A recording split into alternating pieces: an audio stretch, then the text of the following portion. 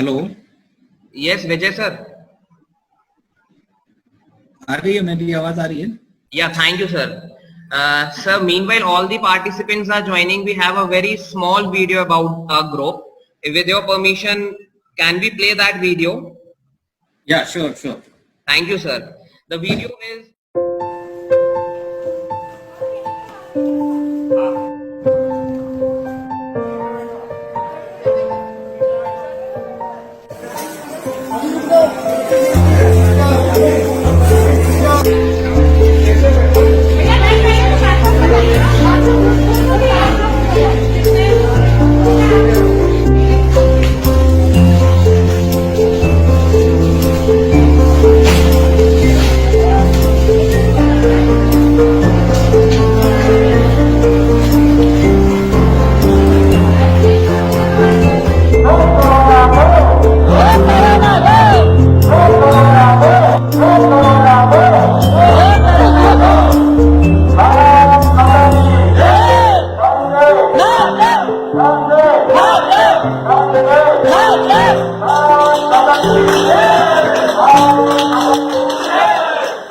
Now we have with us the engineer Vijay Kumar Patidar sir, and let's have a very brief introduction about Vijay Kumar Patidar sir.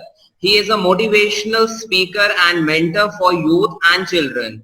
Also presently, he is president and founder of Deshanjali Education and Welfare Society, working from 2013 in Indore and Bhopal as voluntary organization. Also, he is selected as social entrepreneur for incubation in TFIX program for Teach for India, that is from MP.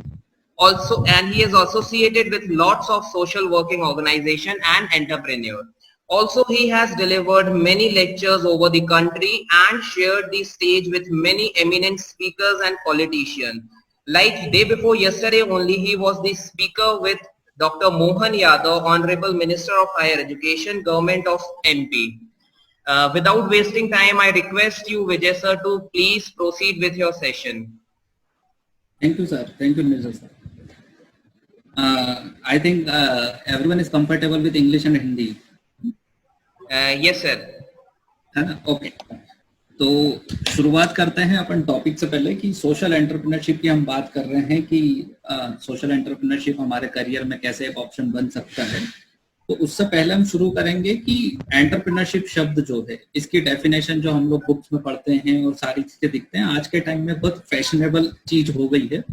बहुत सारा youth जो है इस entrepreneurship word की तरफ move कर रहा है।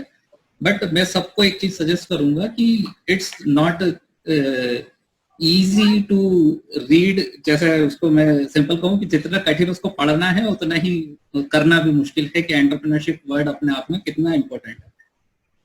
तो अब बात करते हैं कि हम सोशल एंटरप्रेन्योरशिप की तरफ जा रहे हैं, तो मेरा फोकस एंटरप्रेन्योरशिप से ज्यादा सोशल एंटरप्रेन्योरशिप की तरफ रहेगा। तो मैं ये कहूंगा कि अगर हम वर्ड पर जाएं, सोशल मीन्स व्हाट। हम लोग जनरली सोचते हैं कि एक एंटरप्रेन्योरशिप मतलब एक एंटरप्राइज खड़ी करना। एक एंटरप्राइज खड़ी कर दी, उसमें हम लोग एक प्रॉफिट शेयरिंग करेंगे, हम लोग अपनी अर्निंग करेंगे। बट कहीं ना कहीं इतना इजी नहीं होता है किसी भी एंटरप्राइज को खड़ा करना। तो सोशल वर्ड जो है यहाँ पर बहुत इंपॉर्टेंट रखता है कि एक एंटरप्राइज और सोशल दोनों को कनेक्ट कैसे किया जाए। तो सोशल एंटरप्रेन्योर बनने के लिए पहले हमें खुद सोशल होना पड़ेगा, और सोशल को अगर आम भाषा में समझा जाए तो सामाजिक होना पड़ेगा। अब एंटरप्राइज खड़ा करना अपने आप में बहुत बड़ी चीज है, और एंटरप्राइज खड़ा करने के पहले हमें एक गोल सेट करना पड़ता है कि वो एंटरप्राइज किस चीज का होगा, उसका विजन क्या होगा, उसके मिशंस क्या होंगे, और इसकी नीड हमें पता करनी पड़ेगी कि मार्केट में उस चीज की नीड कहाँ पर है। If you talk about the need, again need जानने के लिए भी हमें सामाजिक स्तर पे आना पड़ेगा, ग्राउंड लेवल पे आना पड़ेगा, हमारे आसपास हो रही चीजों को ऑब्जर्व करना पड़ेगा। तो एक स्किल, मैं कहूंगा कि इसको एक स्किल जो सब में नहीं होती है शायद ऑब्जर्वेशन की, वो सबसे पहले डेवलप करनी चाहिए कि भाई मैं अपने अंदर एक स्किल लाऊं कि ऑब्जर्वेशंस, छोटे छोटे ऑब्जर्वेशंस। आज 3 महीने से पैंडेमिक है, हम लोग अपने घर में बैठे हुए हैं, क्या हम ऑब्जर्व कर रहे हैं कि हमारे आसपास क्या हो रहा है? अगर वो ऑब्जर्वेशंस आपके अंदर हैं तो उस ऑब्जर्वेशन के ऊपर वाला स्टेप जो होता है वो ये होता है कि इसमें प्रॉब्लम क्या है। एक चीज एक बार ऑब्जर्व किया, अब उसके अंदर प्रॉब्लम आइडेंटिफाई की, दैट मीन्स आपके अंदर कहीं ना कहीं सॉल्यूशन एक डेवलप हो रहा है, लेकिन आप क्लियरिटी नहीं है कि उसका क्या सॉल्यूशन होना चाहिए। तो अब आ गए अपन सोशल से गोल सेट की तरफ। गोल सेट करने के लिए हमने जो बातें की कि ऑब्जर्वेशन होना चाहिए, ऑब्जर्वेशन होंगे, आपने छोटी छोटी चीजों पे नजरिया बनाया अपना, उन ऑब्जर्वेशन के बेसिस पे आपने एक अपना गोल सेट किया कि भाई मेरा ये गोल है।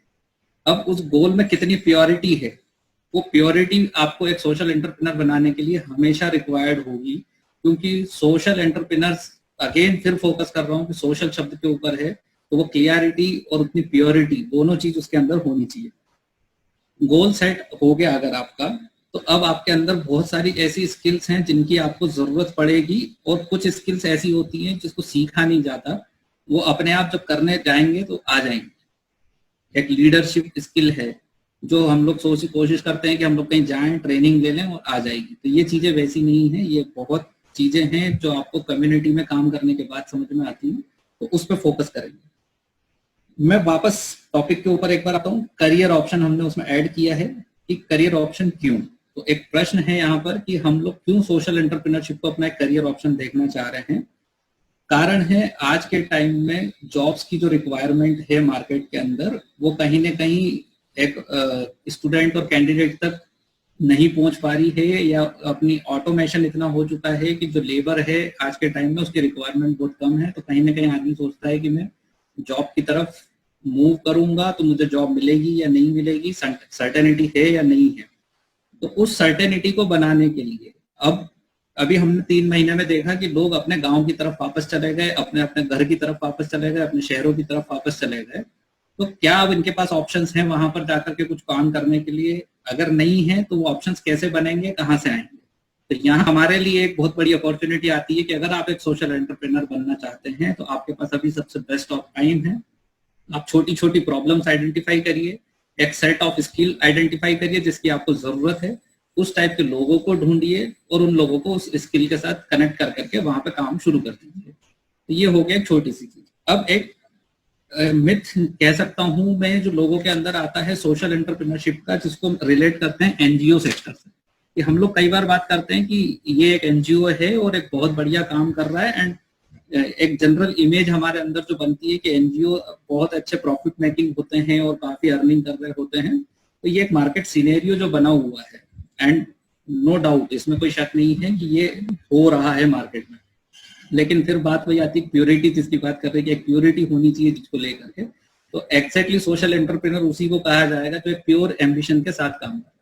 तो मैं अभी एनजीओ वर्ड को डिफाइन करता हूँ कि नॉन गवर्नमेंटल ऑर्गेनाइजेशन। इस टाइप का कोई रजिस्ट्रेशन नहीं होता है। लीगलिटी की बात करें तो एनजीओ नाम का कोई शब्द आपको रजिस्टर्ड फॉर्म में नहीं मिलेगा। जो रजिस्टर्ड होती है वो होती है आपकी सोसाइटी, ट्रस्ट एंड कंपनी। तो अल्टीमेटली आप जिसको एक एनजीओ बोल रहे हैं वो या तो कोई ट्रस्ट है या सोसाइटी है या एक कंपनी रजिस्टर्ड है।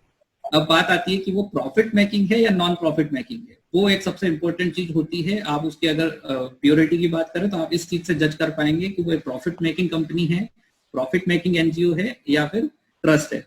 अगर वो नॉन प्रॉफिट है तो डेफिनेटली वो कहीं ना कहीं ग्राउंड पे ज्यादा काम करने की कोशिश कर रहा होगा।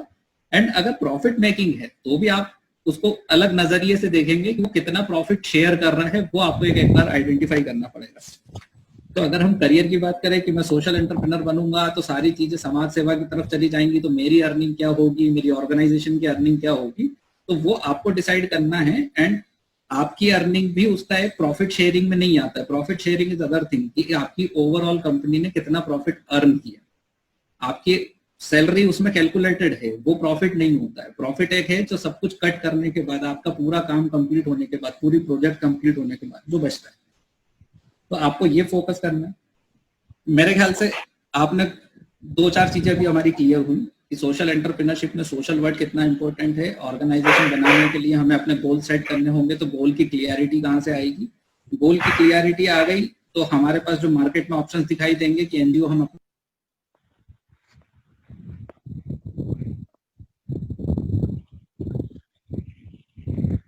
सर आप अनम्यूट। जी कर दिया सर, कर दिया। हेलो, आवाज आ रही है? हेलो जी सर आवाज आ रही है सर। ओके ओके, तो ये चीजें क्लियर हो गई इतनी। अब आते हैं अपन एक चीज के ऊपर कि एक एनजीओ सेटअप हो गया, या फिर ये कहेंगे कि आपका एक ऑर्गेनाइजेशन आपने सेटअप कर लिया, आपने या तो ट्रस्ट रजिस्टर करवाया होगा उसको, या सोसाइटी या फिर कंपनी, ठीक है। आप करेंगे क्या? आपके उसके कुछ गोल्स होंगे, कुछ एम्बिशंस होंगे, और आपने सारी चीजें करी, अपना मोटिवेशन सेट किया, आपने एक पूरा फॉर्मेट बना करके आप मार्केट में उतर रहे हैं। तो चैलेंजेस, वो कौन कौन से चैलेंजेस है जो आपके आने वाले हैं सामने? और एक सबसे बड़ा चैलेंज जो मैंने अपनी लाइफ में फेस किया वो किया, फैमिली को कन्विंस करना एक सोशल सेक्टर की तरफ मूव है। सबसे बड़ा चैलेंज होता है कि आपकी फैमिली उस चीज से कन्विंस है कि नहीं है, क्योंकि एक सोशल सेक्टर एक ब्लंडर सेक्टर दिखाई देता है सब लोगों को। सब लोगों के नजरिए में ये आता है कि हम लोग खुद अभी कुछ प्रॉफिट नहीं कमा रहे हैं या जॉब नहीं कर रहे हैं इतनी स्किल होने के बाद, तो वो हमेशा अगेंस्ट में जाते हैं। आप लोगों को सजेशन है, किसी भी जो भी सोशल सेक्टर में जाने की कोशिश कर रहा है उसको, कि आप उसको डिफाइन करते सीखें पहले, क्योंकि जब तक आप प्रॉपर खुद डिफाइन नहीं कर पाएंगे आप किसी को कन्विंस नहीं कर पाएंगे। तो पहले डेफिनेशन क्लियर होनी चाहिए कि एग्जैक्टली आप जो करने जा रहे हैं वो आपकी पर्सनल लाइफ में, आपके आसपास की सोसाइटी में कितना इम्पैक्ट क्रिएट करने वाला है। और अब तो जो चीजें हमने 2013 में की थी उसको एक डेफिनेशन मिल चुकी है कि आत्मनिर्भर। तो अगर हम आत्मनिर्भर की बात करें तो हम वही करने जा रहे हैं सोशल एंटरप्राइज के थ्रू, कि हम एक आत्मनिर्भर बन रहे हैं, एक ऑर्गेनाइजेशन खड़ा कर रहे हैं जो आत्मनिर्भर है, जो किसी के ऊपर डिपेंडेंट नहीं है, खुद काम करेगा और सारी चीजें लेकर के आएगा। लीगली आपको एक बार रजिस्टर होने के बाद इसके अंदर कुछ चीजें होती हैं जो सर्टिफाई करवानी होंगी, जिसमें आपको बैंक अकाउंट है, आपके पैन कार्ड और ये सारी चीजें हैं। ये बहुत इंपॉर्टेंट चीजें होती हैं जो जनरली एक नया स्टार्टअप जब कोई खोलता है जिसको मार्केट एक्सपीरियंस नहीं होता है, वो इन चीजों को इग्नोर कर देता है कि मैंने अकाउंट नहीं खुलवाया, मेरे अभी स्टार्टिंग में फंडिंग ट्रांजैक्शंस नहीं है, कुछ नहीं है, मुझे तो काम करना है। बट नहीं, आप शुरू दिन से ही इन चीजों पे फोकस करें। आप अपना प्रॉपर अकाउंट खुलवाएं, आप अपना पैन नंबर रजिस्टर करवाएं ऑर्गेनाइजेशन का, आप 12A फॉर्म के लिए अप्लाई करें, आप ATG फॉर्म के लिए अप्लाई करें, जो गवर्नमेंट के लीगल टर्म्स हैं उनको फुलफिल करें। इसके बाद साल भर बाद आपको एक रिपोर्ट सबमिट करनी होती है जहां पर आप अपना ऑर्गेनाइजेशन रजिस्टर कराते हैं कि थ्रू आउट द ईयर आपकी क्या एक्टिविटीज हुई। वो करना भी जरूरी है, क्योंकि आज के टाइम में n नंबर ऑफ NGOs हैं जो सिर्फ नाम मात्र के लिए रजिस्टर हैं, या सोशल एंटरप्राइजेज हैं जो सिर्फ नाम मात्र के लिए रजिस्टर हैं और साल भर की रिपोर्ट सबमिट नहीं करते हैं। तो राइट नाउ द गवर्नमेंट, और जो है अभी गवर्नमेंट आपकी, वो बहुत अच्छे स्ट्रिक्ट एक्शंस ले रही है और सबको शट डाउन करने में लगी हुई है, क्योंकि इलीगल एक्टिविटीज बहुत ज्यादा बढ़ गई इन चीजों पर।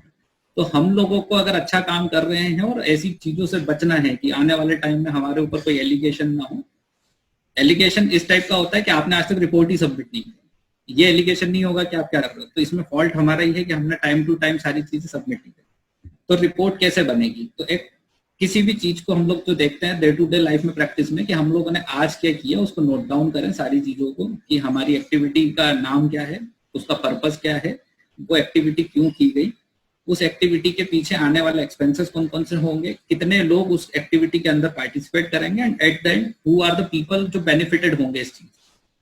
अगर वो चीज क्लियरली आपने एक पेपर के ऊपर मेंशन कर ली तो आप उसको कंपाइल करते जाएं। Eight the end of the year आपके पास सारी चीजें प्रॉपर कंपाइल्ड फॉर्म में होगी, जो आपके ऑर्गेनाइजेशन की एक इमेज क्रिएट करेगी गवर्नमेंट के सामने और पब्लिक के सामने कि आप क्या कर रहे हैं। तो this is the first step to improve your social impact in the society. और आप एक बार जब लोगों की नजरों में आना शुरू हो तो फिर बात शुरू होती फंडिंग की, कि अब आपके पास बड़े प्रोजेक्ट आ रहे हैं, आपके पास काम बहुत ज्यादा आ रहा है, आपने अच्छी इमेज बना रखी है मार्केट के अंदर कि आप बहुत अच्छा काम कर रहे हैं, तो फंडिंग कहाँ से आएगी? तो अभी इंट्रोडक्शन में सर ने कहा कि मैं इंक्यूबेट हुआ एक ऑर्गेनाइजेशन के अंदर जिसमें मेरे को साल भर का इंक्यूबेशन था।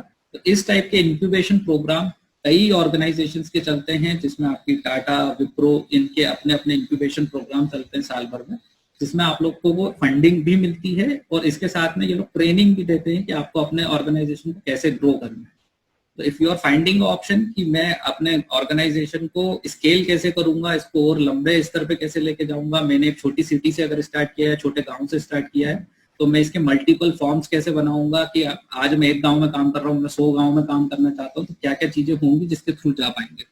तो आपका प्रेजेंटेशन स्किल, जिसमें आपने सारी चीजें आपकी रिकॉर्ड फॉर्म में रखी हुई है, ये बनाते रहिए। आपकी लीगलिटी जो मैंने बात की, ये सारी चीजें अगर कंपाइल्ड है तो बहुत इजी होता है मार्केट में जाके अपनी चीजों को बताना और प्रेजेंट करना। अब बात जब प्रेजेंटेशन की चल रही है, तो प्रेजेंटेशन की वो इंपॉर्टेंट क्या चीजें हैं जो सबसे ज्यादा गौर की जाती है फंडिंग के टाइम पे, वो है आपकी पर्सनल स्टोरी उस चीज के पीछे। जो मैंने बात की थी गोल सेटिंग के टाइम पे, कि अगर आप गोल सेट कर रहे हो तो आपको क्लियरिटी होनी चाहिए उस चीज के पीछे, और वो चीज निकल करके आती है पर्सनल स्टोरी से। फॉर एग्जाम्पल मैं अपनी एक छोटी सी स्टोरी शेयर करता हूँ कि मैंने जब इंजीनियरिंग कर रहा था तो चाय हम पीने जाते हैं अपने बाहर एक छोटी सी दुकान के ऊपर, वहां पर खड़े चाय पी रहे थे और एक बच्चे को कचरे में से उठा करके कुछ खाते हुए देखा और उसको बुला करके पूछा कि बेटा ये क्यों खा रहे हो? तो बोले भैया भूख लगी थी इसलिए खा रहा हूँ, और पैसे आप दें तो पैसे दे दीजिए। तो पैसे जनरली मैं अवॉइड करता हूँ किसी को भी देना डायरेक्टली कि भाई ये क्या यूज करेगा नहीं पता। तो मैंने कहा ठीक है आप एक काम करो, पोयम सुनाओ तो मैं आपको पोहा खिला देता हूँ या समोसा खिला देता हूँ। तो उसने फट से पोयम सुना दी। फिर अब जिज्ञासा जाग गई कि यार ये अगर पोयम सुना सकता है मतलब ये कहीं ना कहीं। तो फिर पूछा कि स्कूल? तो बोला मैं स्कूल नहीं जा पा रहा हूँ क्योंकि फीस नहीं पे कर पा रहे हैं, मेरे पास आधार कार्ड नहीं है, एन नंबर ऑफ इश्यूज होते हैं जब आप ग्राउंड पे जाते हैं कि इनके पास एडमिशन लेने के लिए ऑप्शन नहीं है। तो वो एक दिन था जिस दिन मेरे को पर्सनली फील हुआ कि ये बहुत बड़ा चैलेंज है सोसाइटी के अंदर जिसके लिए कुछ ना कुछ सॉल्यूशन निकालना चाहिए। एंड उस दिन मैंने डिसाइड किया कि एजुकेशन सेक्टर में मुझे कुछ काम करना है, इन बच्चों के लिए काम करना है जो बच्चे रियली पढ़ना चाहते हैं लेकिन इनके पास सोर्सेज नहीं है। मैं क्लियर बोल रहा हूँ, मैंने सब बच्चों को पढ़ाने की नहीं ठानी, मैंने उन बच्चों की ठानी जो सच में पढ़ना चाहते हैं लेकिन इनके पास ऑप्शन नहीं। तो क्लियरिटी थी करना क्या है, उस चीज को लेकर के आगे चला। उसको जब लेके आगे चला तो जो परेशानियां आई वो उसकी कोई लिमिट नहीं है। आज भी 6-7 साल बाद भी हम लोग परेशानियों को झेल रहे हैं, लेकिन हमारा आइडिया इतना प्योर है कि हमें कभी भी किसी के आगे हाथ फैलाने की जरूरत नहीं पड़ी, किसी के आगे ये नहीं कहना पड़ा कि यार हमारी इस एक्टिविटी के लिए हमारे पास फंड नहीं है। खुद ब खुद सारी चीजें आती हैं। हम लोग एक एक्टिविटी डिजाइन करते हैं, प्रॉपर फॉर्मेटिंग करते हैं, पब्लिकली शेयर करते हैं, मार्केट इमेज आपने क्रिएट करके रखी है, आपको अपने आप फंडर्स मिल जाएंगे जो आपको डोनेशन भी देंगे और आपको मोटिवेट करेंगे कि ऐसी एक्टिविटीज करते रहे। उसके बाद फंडिंग में सेकंड ऑप्शन आता है CSR। गवर्नमेंट का एक प्रोविजन है जो कहता है कि आपको फंडिंग मिलेगी, क्यों मिलेगी, कैसे मिलेगी, वो अब आपको आइडेंटिफाई करना है, कहाँ से मिलेगी वो आइडेंटिफाई करना है। क्योंकि जितनी भी प्रॉफिट मेकिंग कंपनियां हैं उनको कंपलसरी है कि वो अपना 2% प्रॉफिट का as a CSR, corporate social responsibility जिसको कहते हैं, वो किसी को डोनेट करें, वो किसी एनजीओ को डोनेट करें ताकि आपके प्रॉफिट से सोसाइटी का बेनिफिट हो पाए। तो ये एक नॉर्म है जो सभी कंपनी के ऊपर इम्पोज होता है, प्रॉफिट मेकिंग कंपनीज के ऊपर इम्पोज होता है। दैट मीन्स अगर आप लिस्ट निकालेंगे कि इंडिया के अंदर कितनी कंपनीज हैं जो प्रॉफिट मेकिंग है तो आपको n नंबर ऑफ कंपनीज दिखाई देंगी। आप सबके पास नहीं जाएंगे। मतलब मैं पर्सनली रिकमेंड करूंगा कि आप जिस एरिया में काम कर रहे हैं आप उस एरिया के आसपास की कंपनी को आइडेंटिफाई करिए कि ऐसी कितनी कंपनीज हैं जो CSR के लिए किसी को ढूंढ रही है। आपको आसानी से मिलेगा कि बहुत सारी कंपनीज हैं, बट अगेन एक क्वेश्चन आता है कि किसी कंपनी को चाहिए कि मैं फंड उन्हीं को ऑर्गेनाइजेशन को करूंगा जो मेडिसिन के ऊपर काम कर रहा हो, डिसीजेस को लेकर के काम कर रहा हो। एक ऑर्गेनाइजेशन बोलेगा कि मैं सिर्फ उसी ऑर्गेनाइजेशन को डोनेट करूंगा जो वाटर के ऊपर काम कर रहा हो, वाटर हार्वेस्टिंग के ऊपर काम कर रहा हो। तो आपको ये सिलेक्ट करना है कि कौन सी कंपनी का CSR प्रॉपरली आपकी कंपनी, आपकी ऑर्गेनाइजेशन के लिए बेनिफिटेड है। ये नहीं कि आज ये पैसा दे रहा है किसी चीज के लिए तो आपने अपना एम्बिशन ही चेंज कर लिया, अपना गोल चेंज कर लिया कि मुझे तो पैसे लेने थे, मुझे CSR लेना था, तो मैंने अपने टीम के मोटो और विजन जो डिसाइड किए थे पहले वो सारे चेंज कर। अगर इन चीजों से आप बचेंगे, ये बहुत छोटी छोटी चीजें होती हैं जो आपको लालच भी देंगी और बहुत सारी चीजें देंगी। ऑफर्स आएंगे आपके पास कि हम आपको इतने करोड़ रुपए पे कर देंगे, आप हमारा काम करो, लेकिन आपके क्लियर एम्बिशंस होने चाहिए कि मैं किस चीज पे काम कर रहा हूँ। अगर वो ठीक है तो अगर फाइन, अगर नहीं है तो आप उसमें क्या कंपनसेशन कर सकते हैं कि आप अपने एम से ना भटके, आप अपने गोल से ना भटके। अब कहानी आती है सस्टेनेबिलिटी की कि अगर मान लो हमारे पास फंडिंग नहीं आ रही है तो हम सस्टेनेबल कैसे होंगे। तो मैं पर्सनली अपनी बात करूं तो मेरे सस्टेनेबल होने के लिए बहुत सारे रिसोर्सेज अपने खुद के डेवलप किए हुए हैं जहां से मेरी पर्सनल अर्निंग होती है, ऑर्गेनाइजेशन पे डिपेंडेंट नहीं हूँ। तो इस टाइप का एक अल्टरनेट ऑप्शन आप भी अपना आइडेंटिफाई करें स्टार्टिंग में कि जब आप सस्टेनेबल की तरफ जाएंगे, आप पहले खुद सस्टेनेबल नहीं होंगे तो ऑर्गेनाइजेशन को सस्टेन नहीं करवा पाएंगे। टाइम लगेगा, एक स्पेस चाहिएगा, आपके पैशंस होना चाहिए इतना कि आप सस्टेनेबल होने तक इतना धैर्य रखें कि ऑर्गेनाइजेशन बंद ना हो, उसकी एक्टिविटीज चलती रहे। After some time you will get the benefited from the organization. आपको आपकी सैलरी और सारी चीजें वहां से मिलना शुरू होंगी। आप अपने ऑर्गेनाइजेशन में और लोगों को ऐड कर पाएंगे क्योंकि जितनी मैंने कंपनीज और CSR की बात की वो मिलना शुरू हो जाता है। अब अपन नेक्स्ट पॉइंट पे बात करें तो आता है इम्पैक्ट। क्यों जरूरत है एक सोशल एंटरप्रेन्योर की, क्या इम्पैक्ट क्रिएट होता है। तो आज हमारी सोसाइटी में n नंबर ऑफ प्रॉब्लम्स आ रही हैं, n number of NGOs regularly register हो रहे हैं, फिर भी प्रॉब्लम्स खत्म नहीं हो रही हैं। तो उसका फॉल्ट क्या है? फॉल्ट ये है कि एक बार रजिस्टर तो हो जाता है, ऑर्गेनाइजेशन गोल सेट कर लेता है, सारी चीजें कर लेता है, लेकिन जमीनी स्तर पे काम कुछ नहीं करेगा। तो आज भी जरूरत है अच्छे ऑर्गेनाइजेशंस की, अच्छे सोशल एंटरप्राइजेस की, जो बड़े लेवल पे आए, ग्राउंड लेवल पे काम करें और चीजों को बदलें। लीडरशिप स्किल अगर मैं बात करूं तो मैं डिफाइन करूंगा 4D जो एक लीडर के अंदर होनी चाहिए कि, और ये सारी बातें कवर कर चुका हूं, सिर्फ डिफाइन कर रहा हूं। डिस्कवर, आप सबसे पहले प्रॉब्लम को डिस्कवर कर पाए, तो 4D की जो बात कर रहा हूं उसमें पहला D है डिस्कवर, दूसरा D है डिफाइन। डिफाइन इसलिए कि आपने एक बार प्रॉब्लम आइडेंटिफाई कर ली तो उसकी डेफिनेशन आपकी क्लियर होनी चाहिए कि ये प्रॉब्लम और ये सॉल्यूशन है। उसके बाद थर्ड D आता है develop. Develop means what is the best solution you have to develop, ये मेरी तरफ से बेस्ट सॉल्यूशन है। एंड द लास्ट थिंग जो लेक कर जाती है सारे ऑर्गेनाइजेशन में, वो है डिलीवर, कि हमने प्रॉब्लम भी आइडेंटिफाई कर ली, हमने टीम भी बना ली, हमने सॉल्यूशन भी ढूंढ लिया, लेकिन अल्टीमेटली ग्राउंड पे जाने के बाद क्या वो डिलीवर हो पाया। तो दीज आर द 4D जो एक लीडर के अंदर होने चाहिए। उसके अंदर अगर ये 4D नहीं है तो अल्टीमेटली कहीं ना कहीं आपका organization as a social entrepreneur सफर कर जाएगा कि वो एंटरप्राइज सोशल रहा ही नहीं, फिर वो डिलीवर नहीं हो रही है चीजें। इसके अलावा मैं लास्ट बात जो बोलूंगा कि सोशल एंटरप्रेन्योरशिप की डेफिनेशन अब करंट स्थिति में चेंज करके इसको किया जाना चाहिए सस्टेनेबल एंटरप्राइजेस, क्योंकि सस्टेनेबिलिटी की सबसे ज्यादा जरूरत है आज के टाइम में हर किसी को। तो हम सोशल एंटरप्रेन्योर अगर बनते हैं तो हम आने वाले टाइम में एक सोशल एंटरप्राइजेस की जगह पे सस्टेनेबल एंटरप्राइज बनाते हैं, जो लोगों को सस्टेन करेगा, हमें सस्टेन करेगा, सोसाइटी को सस्टेन करेगा। और जब ये सब सस्टेन होना शुरू होंगी तो अपनी कंट्री सस्टेन होना शुरू हो जाएगी। और इनके करने के लिए एक 5P फॉर्मूला है, इन 5 चीजों पे काम किया जाए, इन 5P के ऊपर काम किया जाए। तो पहला P है प्लेनेट, दूसरा P है पीपल, तीसरा P है prosperity, fourth P is peace and fifth is partnership. मतलब आप प्लेनेट, पीपल, प्रॉस्पेरिटी, पीस और पार्टनरशिप, इन 5 चीजों को लेकर के अगर काम करते हैं तो डेफिनेटली आप एक सस्टेनेबल मॉडल क्रिएट कर पाएंगे और आपका एक बढ़िया सा मॉडल क्रिएट हो पाएगा। तो मैं इसी के साथ अपनी बातों को विराम देता हूँ। अब क्वेश्चंस अगर आपके जो भी हैं तो निर्जर सर के थ्रू पहुंचाएं, मैं डेफिनेटली उसका आंसर देने की पूरी कोशिश करूंगा। I request to all the participants, if they have any question, they can either raise their hand, so I'll unmute themselves, or they can type their questions in the chat box.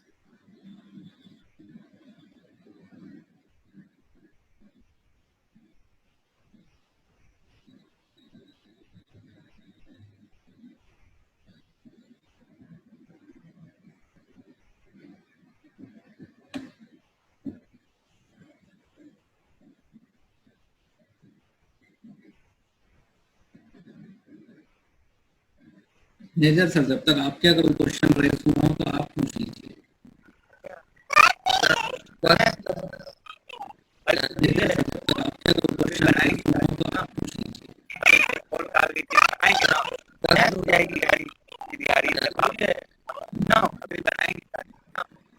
Yeah, first of all, I'd like to thank you, Vijay sir, for your wonderful guidance.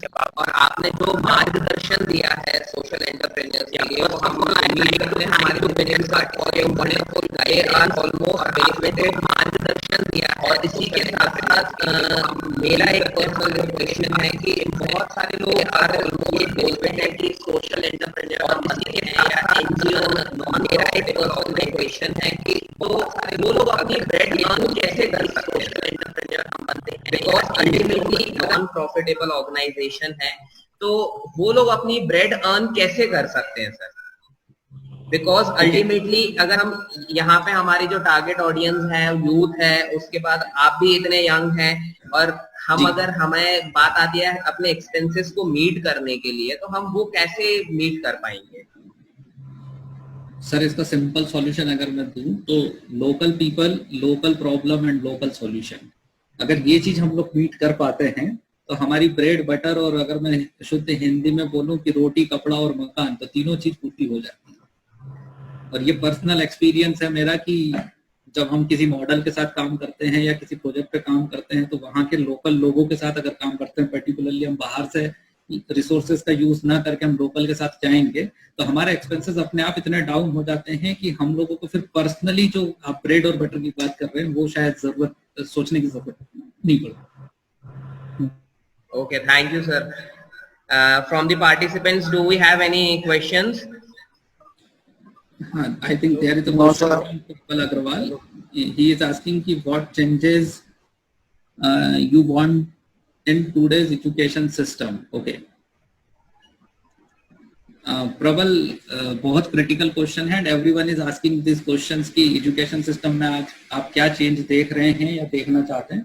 पहली चीज, हम लोग जो पिछले 8-9 साल से भी काम कर रहे हैं एजुकेशन सेक्टर के अंदर, उसमें एक अनुभव रहा हमारा कि हमारा जो पूरा सिद्धांतिक बेस्ड एजुकेशन सिस्टम है जिसमें सिर्फ वन वे कम्युनिकेशन चलता है कि आप सिर्फ बोलते जाओ, सामने वाला स्टूडेंट सुनता जाए, वो चेंज होना जरूरी है और उसकी तरफ एक बहुत बड़ी मुहिम चल रही है और लोग मूव कर चुके हैं. अब हर आदमी अपने आप को एक अपने बच्चों को भेजने के पहले बार सोचता है कि इनको कैसे एरिया में भेजा जाए, कैसे सिनेरियो में भेजा जाए, एनवायरमेंट क्या उस बच्चे के लिए क्रिएट किया जाए कि ये बच्चा वहाँ पे बोलना सीखे.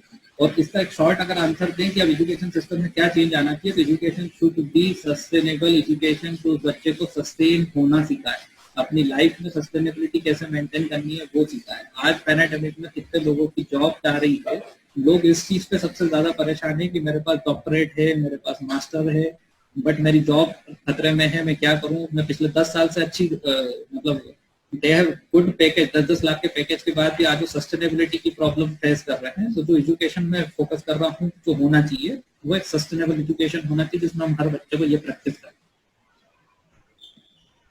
Next question we have from Irshad Ahmed Khan sir. Ji. Hello. हाँ सर, गुड आफ्टरनून. हाँ सर, मेरा एक क्वेश्चन है. आपने बोला था कि आप अगर नॉन प्रॉफिटेबल ट्रस्ट कर सकते हो या सोसाइटी एज ए रजिस्टर्ड कर सकते हो, तो इसमें क्या डिफरेंस है और क्या किस में हमको जाना चाहिए? इधर सोसाइटी में जाना चाहिए या ट्रस्ट ओपन करना चाहिए फॉर रनिंग एनजीओ? बहुत बढ़िया क्वेश्चन है. बहुत बारीक चीज होती है ये कि ट्रस्ट और सोसाइटी के बीच में क्या डिफरेंस है. तो मैं इसको सिंपल भाषा में समझाऊंगा. अगर आपको अकेले राज करना है तो ट्रस्ट सबसे बेस्ट ऑप्शन है. वो लाइफ टाइम आप उसके मेंबर रहेंगे और eight the end of your life also आप वहां ट्रस्टी कहलाएंगे. और अगर आप एक ट्रांसपेरेंट सिस्टम डेवलप करना चाहते हैं जिसमें रेगुलर बेसिस पे प्रॉपर इलेक्शंस हों, सारी रिपोर्ट सबके सामने रखी जाएं, तो उसके लिए आप सोसाइटी रजिस्टर करें. तो मेरा व्यक्तिगत रूप से हमेशा जो जाता हूँ मैं सोसाइटी की तरफ जाता हूँ कि सोसाइटी में हमेशा ट्रांसपेरेंसी मेंटेन होती है. आप प्रश्न का जवाब देने के लिए बाध्य होते हैं कि कोई आपसे अगर कोई प्रश्न पूछ रहा है तो आपको उसका जवाब देना. Yes sir, thank you so much sir. Okay sir एक चीज और है मैं पूछना चाह रहा हूँ कि अभी हम देखते हैं कि जितने भी केजी स्कूल्स हैं, केजी में मतलब नर्सरी में जो लगते हैं वो गवर्नमेंट में नहीं होते. मैं जहां तक जानता हूँ वो 1 से स्टार्ट होते हैं गवर्नमेंट. जी. तो क्या ऐसा गवर्नमेंट के पास या आपके एनजीओ के पास ऐसा कोई मॉडल है कि वहां पर भी ऐसा कुछ करें कि वो बचपन से ही मतलब उस समय पर मतलब थर्ड उनकी वो लर्निंग से, हाँ, वो वहीं से लर्निंग स्टार्ट हो जाए उन लोगों के लिए? क्योंकि मोस्टली मैंने देखा है कि वो जब 6 साल के हो जाते हैं या 5 साल के होते हैं देन वो लर्निंग स्टार्ट होती है. तो क्यों ऐसा कुछ मॉडल हम आपके पास है या गवर्नमेंट से आपकी कोई बात चल रही है ऐसा कुछ करने का? सर इसके ऊपर मैं सिंपल आंसर देता हूँ. एक चीज करेक्ट करता हूँ कि गवर्नमेंट स्कूल की अगर बात करें तो वो फर्स्ट से शुरू होते हैं, लेकिन आंगनवाड़ी और ये सारी चीजें तो बच्चों के लिए पैदा होते से शुरू हो जाती है. Even before birth mother registration करवाती है आंगनवाड़ी में और वहां से उसका सारी चीजें शुरू होती है कि उसको टीके लग रहे हैं नहीं लग रहे हैं, और वो वहां से रेगुलर बेसिस पे एज ए स्कूलिंग या लर्निंग स्पेस उसको मिलता है जहाँ वो खेले कूदे, उसको एक प्रॉपर मील दी जाए जहाँ पे उसकी सबसे पहला बच्चे की लर्निंग से पहले उसको न्यूट्रिएंट्स प्रॉपर मिल रहे हैं नहीं मिल रहे उस पर फोकस होता है. एंड इस टाइप के n नंबर ऑफ मॉडल्स हैं जो मैं आपको लिस्ट करके पर्सनली दे दूंगा कि कितने लोग जो इंडिया में अलग अलग लेवल पे, कुछ लोग सिटी में काम कर रहे हैं इस चीज के ऊपर, कुछ लोग गाँव में काम कर रहे हैं. वो बहुत बढ़िया मॉडल है जिसपे काम हो रहा है और रिजल्ट्स भी बहुत अच्छे हैं और हर बच्चे की लर्निंग हो रही है.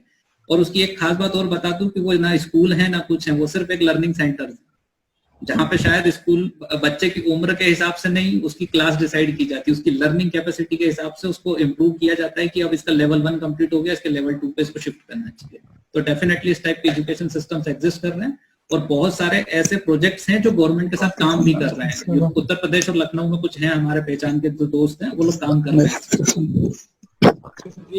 एज पर एमपी कंसर्न तो मेरे को तो एमपी में नहीं दिखा, इसलिए मेरे को ऐसा मतलब लगा कि मैं आपसे शायद पूछूं।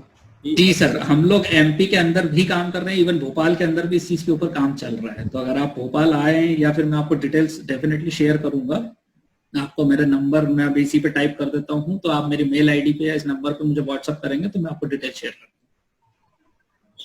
Thank you so much sir. Thank you sir.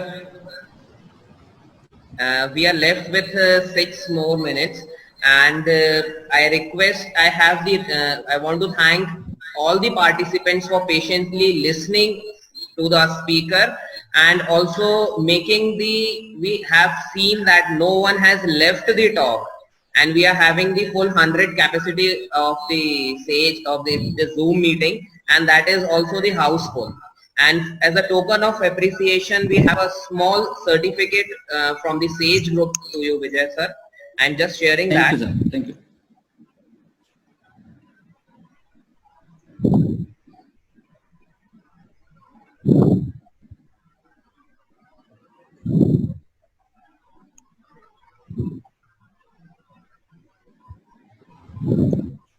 This is the certificate of appreciation from the Sage group to you, Vijay sir. And personally, when I'll meet you, I'll hand over to you. Thank you, sir. Thank you. And thank you once again for sparing your time and giving your valuable guidance to all our participants, and also participants for patiently listening. And I want to thank to all the participants that they have made the registration in this Sage talk in very short notice, and we are having the registration from the Srinagar to Karnataka, Bangalore, and from Jaipur also we are having. We have covered all over the country, and also we'll be sharing the certificate. We don't have any certificate link or attendance link for that. We'll be sharing the certificate in your registered mail ID within 3 days. So thank you once again for giving up your time. Thank you, Vijay sir, and all the participants. Thank you, sir.